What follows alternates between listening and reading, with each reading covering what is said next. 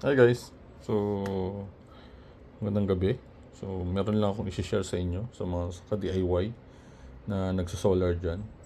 So, ito, yung ginawa ko ngayon is yung para sa pag mahina yung araw. So, ito medyo eksperimento lang pero effective naman.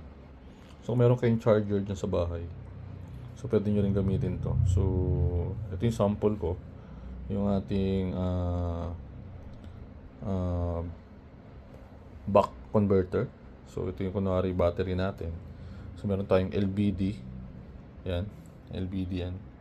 Saka yung time relay natin. And then yung ating relay din. Yung yan. Okay.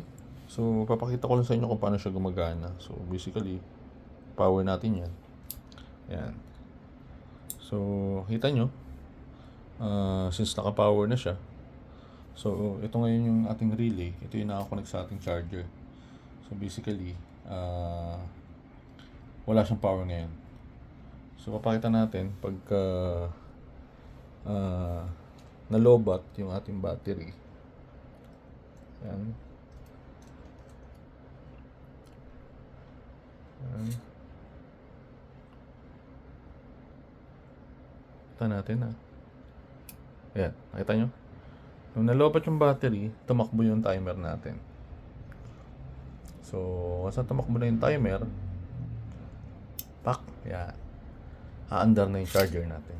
Diba? So, yan. So, umaandar na yung charger natin. Sample.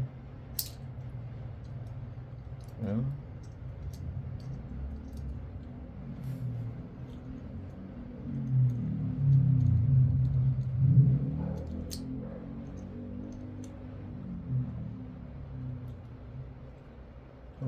So, kunyari, nagkakarga na tayo.